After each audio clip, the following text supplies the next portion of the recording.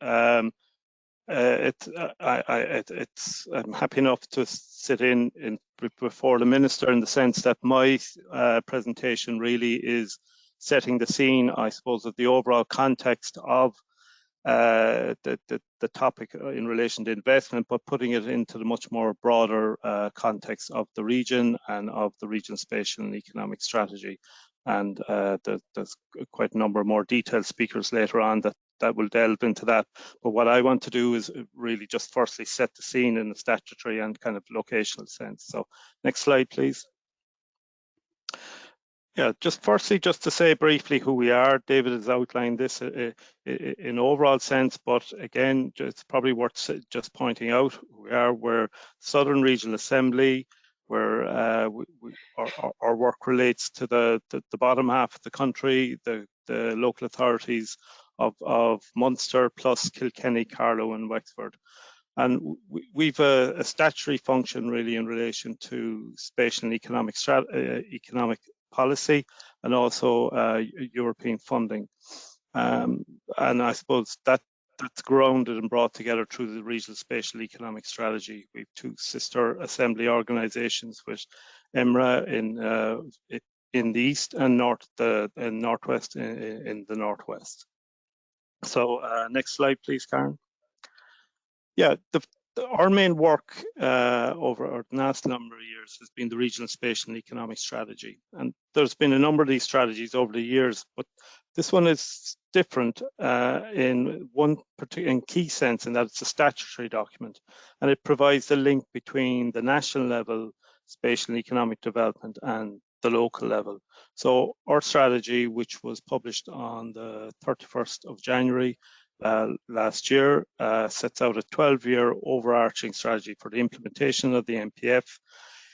It takes on board really the overall objective of the MPF, which is for balanced regional growth, and it looks at changing Ireland, where there's 1 million additional people in our country over the next 24 years. So it looks at, that we need to change where that population lives and how we live, and the energy supply to our country. The key to that is the ongoing growth of the eastern region around Dublin, and that there's need for balanced growth for that. So we talk about anchoring that on the growth of our three cities, Cork, Waterford and Limerick, and broadening out that development to the rest of the region. In many sense, as I say, we're talking about a growth of 1 million population 24 years, and it is a disruptive and document. So it requires a lot of change in the way our society will develop. The next slide, please, Karen.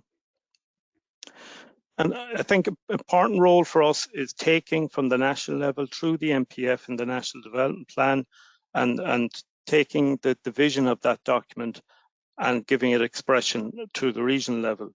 I suppose the important point to say about our role is that we're grounded in the democratic function, in that the Assembly is made up of councillors representing each local authority. So they bring to that the expression of each local authority's ambition.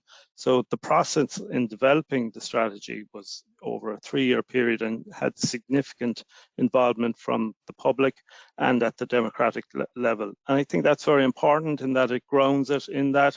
And also, as I say, that statutory element of it is important. So next slide, please.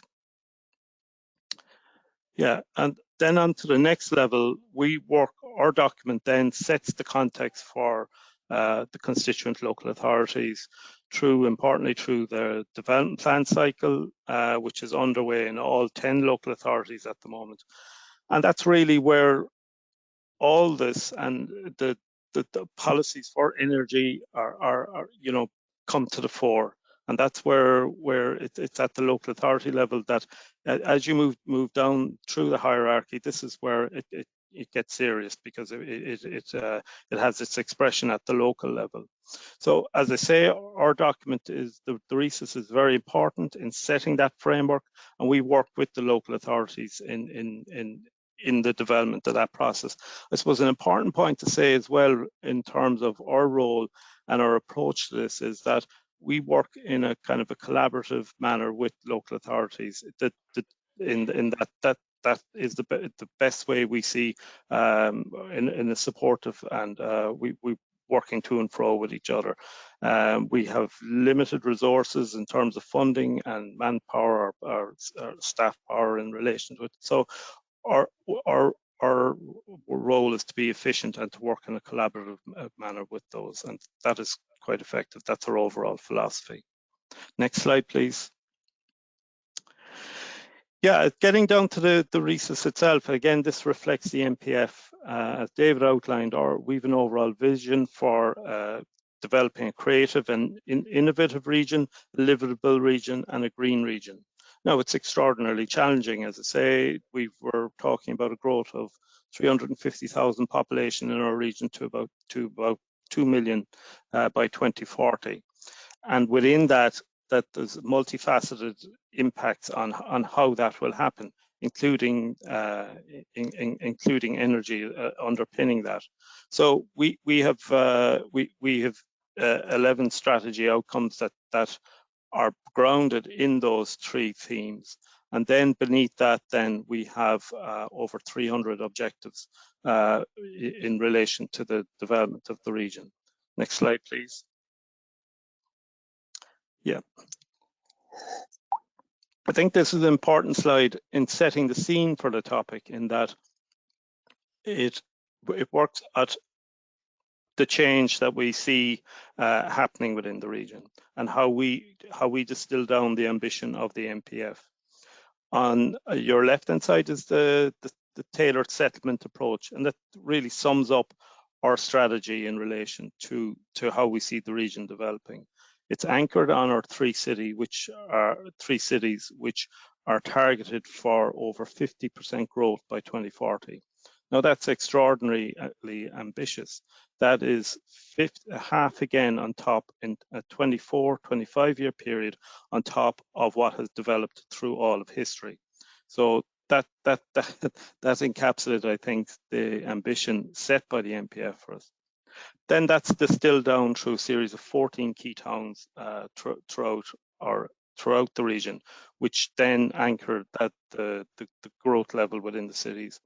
And then we talk about the development of our towns and rural areas, not specifically through just sheer growth of those areas, but also a change in our approach to economic development, making sure we're at the forefront of developments in Europe in relation to that, and changing our approaches to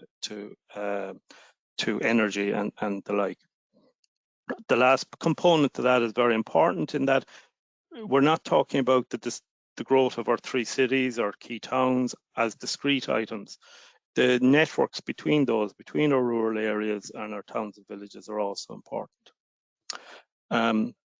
So it would be true to say that the focus in terms of the RESUS has been on that side of the document, in terms of the spatial side of it. But it's also in the title of the RESUS that it's an economic strategy, and that between that spatial and that economic encapsulates a whole range of topics, including, social and environmental and energy use. And the connection between our economic growth goes back to our settlement strategy, with the base in the first instance of the growth of cities, and how that works down through the rest of the region.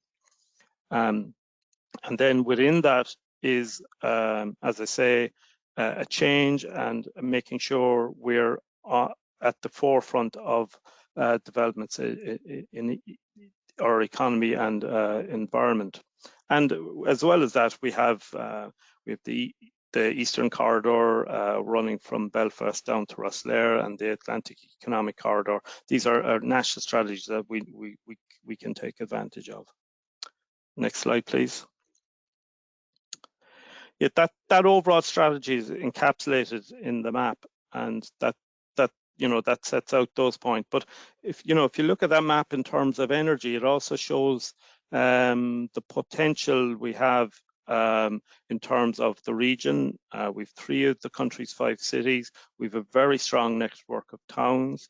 We have we've our location, I mean, in a way, it's pity the full country isn't there because energy goes beyond the region, but also in terms of our location nearest to Europe, that's very important for us in terms of Brexit and the connections in relation to energy. We have, you know, we've huge potential there with wind and sea, etc. So, you know, there is extraordinary potential within our region and extraordinary capacity in the change that's coming in the settlement strategies within the region, and allied to that, the growth that comes with that. Next slide, please. Yeah, in terms of the RESUS itself, I was looking at this morning, the MPF has 75 objectives. We have 300, and that reflects, reflects, I think, largely the drilling down of strategies when you get to the more granular level, but also the fact that we had a very large consultative process and the democratic input to that. So now as we move on, we're moving towards the implementation side, which in part today's presentation relates. And in looking at those 300 objectives, we needed to come up with a sensible approach to how to deliver on those. So that involves categorization and setting out an overall structure on how that would be monitored and implemented in an efficient and effective way. So at our meeting with the Assembly in January, we put forward an overall structure to the members, which involves the establishment of an oversight from the elected members, the establishment of a delivery board in relation to the overall implementation of the RESUS, and then establishing implementation program under the 3 headings. So energy will be a key component to that, and most likely under the green region heading. So topics such as the development of stakeholder forum, implementation forum, you know, would come in under that from our perspective.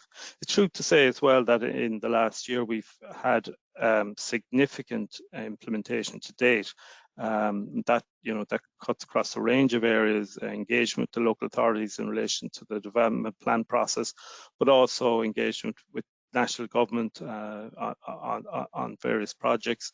Importantly, activities such as with our sister organisation, Climate Action Regional Offices, through engagement with local authorities there. So next slide, please.